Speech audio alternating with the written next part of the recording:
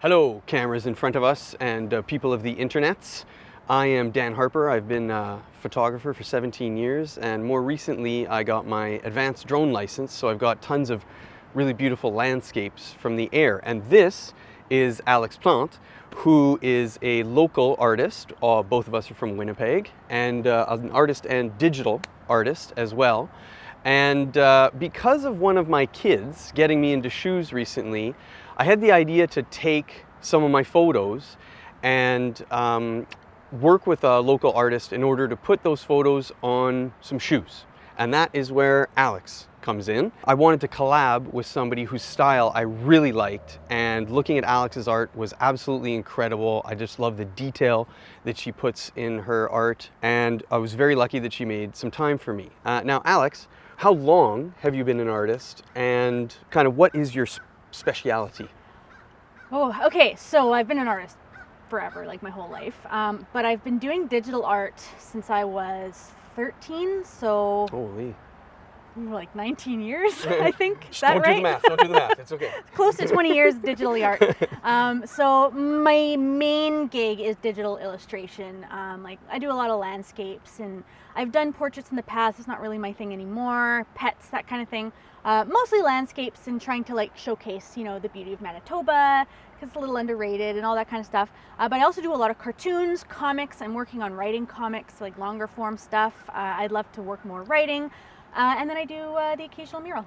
Yes. Now, the occasional mural, I've seen, I think I knew you from the Cool Streets project, which is amazing.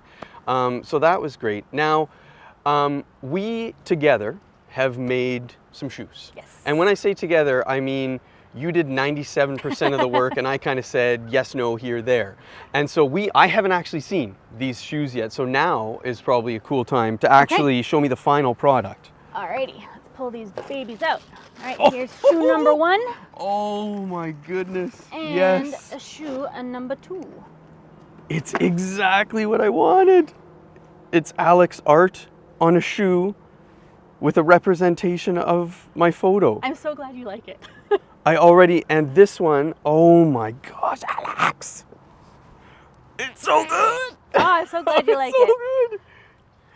So how, I know this is the first time, because I really hardcore bugged you, I know, to work on a shoe. And I know working on a shoe is very different than working in digital or murals and stuff like that. So what did you have to learn, and how did you, how much did you have to learn, and what did you do in order to put your art on a shoe? So there are a few things. Like I had to wrap my head around the shape of it, first of all, because it's kind of like a living canvas. It's not a rectangular, just flat Jeez, thing. that's a good so I had point. to kind of, so I had to kind of like take my reference photos and like figure out how I was going to compose that around a shoe that was like a workable composition. And then the other thing, I guess, was that I just don't work in traditional media that much. I've worked in acrylics a little bit here and there, and I do murals and stuff, but I don't do a whole lot of traditional painting. It's usually digital. And so what did you have to do? Because I know you can't just put a bunch of paint on a shoe and it's going to be good, right? Like you have to kind of think about what type of paints did you use, and again, how did you have to change that style to put it right on the shoe? So I had to use a special kind of shoe specifically for like vinyl, acrylic, leather, just leather paints. Thankfully, they're similar to acrylics, somewhat. There was a little bit of a learning curve in terms of, consistency and drying time and how to blend it and everything. I had to figure out how I was going to get those northern lights to work, because that was a whole thing, because it dries pretty fast. So like if you're working with, say, oils or something, you can just swipe it up and you can work with a wet paint for a lot longer.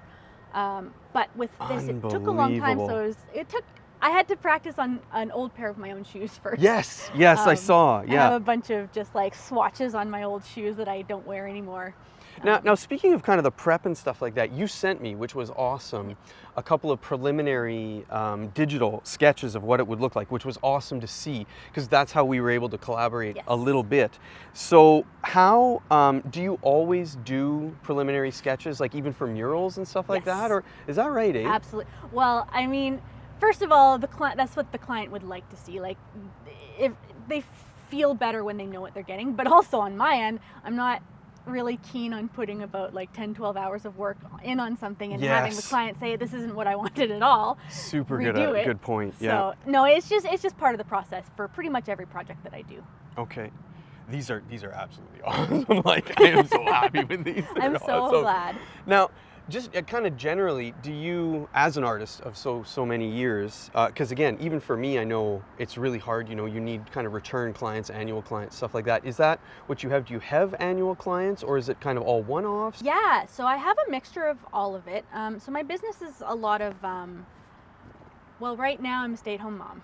So I'm doing a lot less commission work than I usually would. But when I am doing it, I have regular clients that would, I did a bunch of stuff for Cambrian Credit Union a while ago, and things like that they were recurring clients. I've done a bunch of one-offs. There was one year where I did like pet portraits for Christmas, and there's a bunch of people who just sent in stuff, and I did quick little like caricatures of their pets.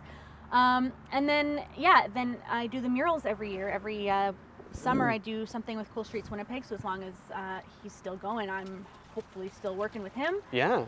And then same thing with like the other half is my selling prints and things like that. And I have quite a few repeat people there as well. Is that right? Yeah. Now that's great, because again, I do get, again, as a photographer, we have some similarities between us, a lot of commission work and stuff like that. And I don't get regular annual clients looking for stuff, but if I put out a really nice shot of the city or something like that, I do get a handful of requests for prints and stuff like that. So do you find, you're lucky, I think, to have some return people. Is it a lot of Christmas gifts, or is it a lot of birthday gifts? What do you find? Yeah, well, now is when things start ramping up for Christmas. So like every year, last 3 years, I've done like a calendar. Oh, okay. So the last 2 years I did, I did Winnipeg neighborhood illustrations. Last year I did Manitoba. Like I have a series of like vintage tourism posters. Great. And then this year I actually wrote out a bunch of recipes, because I actually want to write a cookbook. Oh, neat. So I've illustrated a bunch of those, and that's this year's calendar. So yeah, I get a lot of stuff for Christmas time, starting usually September, October. But gifts, and then also just things that people like, the really cool thing that I get is people moving away, or they live even overseas, and they just want a little piece of home. I've seen that too, absolutely. So that's very cool. Yeah. I love that. Well, it seems like you got a lot of hustle too, because because again, you're super active, good energy and stuff to be trying different projects and stuff. So again, thank you for trying to do a shoe. Like that's, it's awesome. How was it to work on a shoe? Was it obnoxious, or was it fun, or was it a big learning curve to put it on there? It was, I feel like it would have been more fun at a different time in my life, but I did have a lot of fun doing it. Do you know what I mean by that? It is not easy doing anything with kids, because I have 3 kids, and again, thank you to Jeremy for, kind of getting me into shoes, back into shoes and stuff. But again, you can't do anything for more than maybe 3 to 5 minutes with them, right? Yeah, so there was a lot of like late nights and stuff, which is fine. That's just how I work anyway. Yeah. But it was like the actual work itself was fun. I enjoyed doing it, and I enjoyed the challenge. I kind of feel like the minute I start to get comfortable in what I'm doing and start to get like known for something, that's the time when I want to be like, no, I want to do something else now. I want to scrap it all, do something completely different. I'm done. Because I feel like when you get really, comfortable in something, that's when you kind of get stagnant. And it's not necessarily the best approach when you want to build an internet following, because a lot of people just want to see the same stuff from you, and they want to know what they're getting, and they want to see, the same pretty pictures on your Instagram feed. But I just can't do that. I'm get too bored too fast. I absolutely agree, and I've had the same thing happen where I love this area with the bridge and stuff. This is a very iconic shot of Winnipeg. Yeah. We got some new skyscrapers in town now and stuff like that, which everybody loves to see them.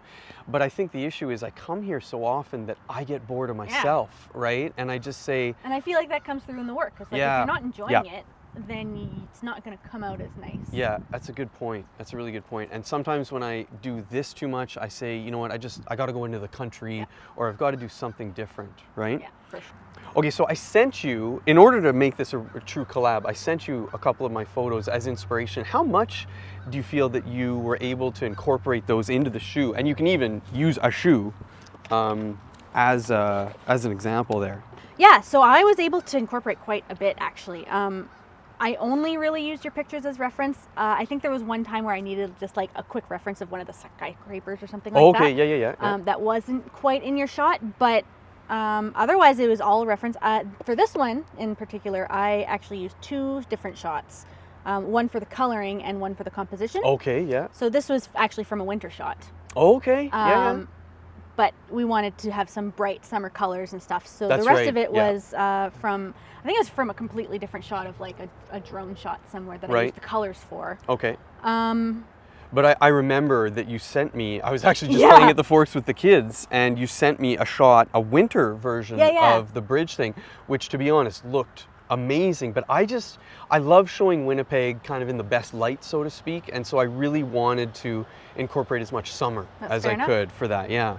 I see, when we talked about this, I have the opposite thing. I think winter is so beautiful and so underrated, and I'm like, oh, we gotta like showcase that beautiful winter stuff. Well, your sketch did make it look awesome. Like, no joke, that sketch was absolutely Thank you. beautiful, and I'm gonna, I Gotta may trick people into thinking Yes. it's good, right? Well, no, but I may kind of commission another set at some point when you have more time and when your little one is a bit older. And then how about, for the Northern Lights shot? Yeah, this one I pretty much completely used your Wow. thing, because I just picked one that was just looking up.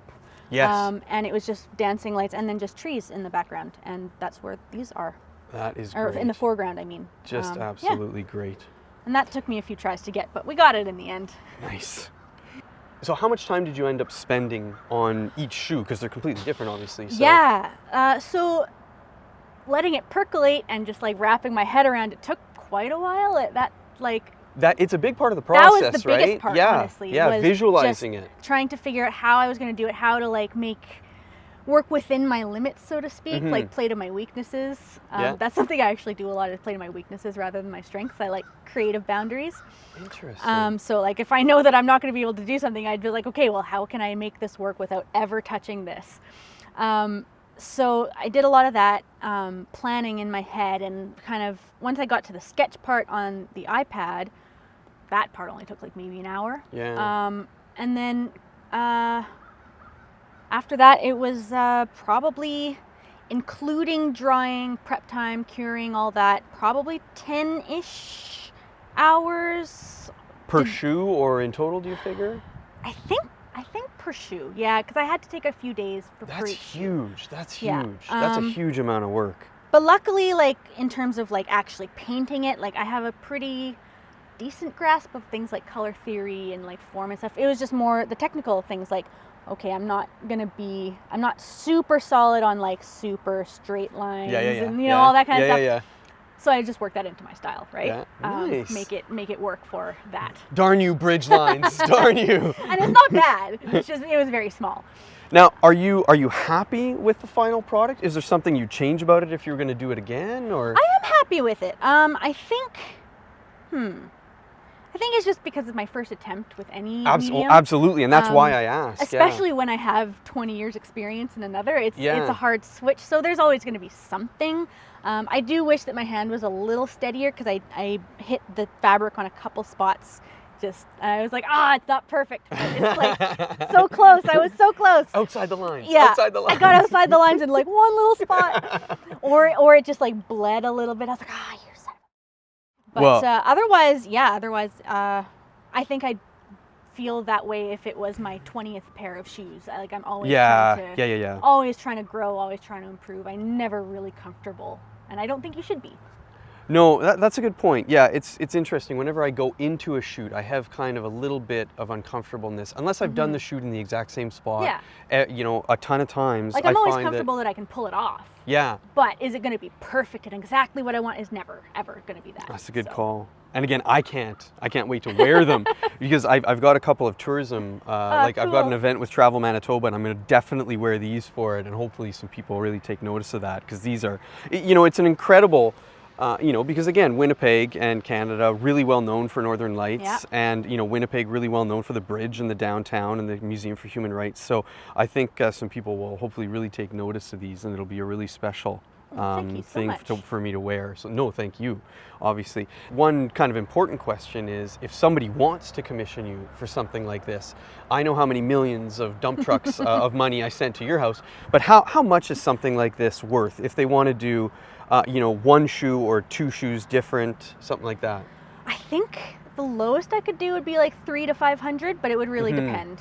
Yeah. Just because of the sheer amount of time it takes from other projects, And it depends, I guess, on how involved the photos are and how, what specifically they want. And that's the same thing for me. I have to kind of quote out everything that everybody wants individually, because it's really hard to have kind of a global price, Now, obviously, I absolutely love your art and your style. And if anybody else digs these things, where can they find you on socials? Hi. Okay, so social media is on fire right now, so I have a bunch of links. Good. All of them are on my website, aplant.com.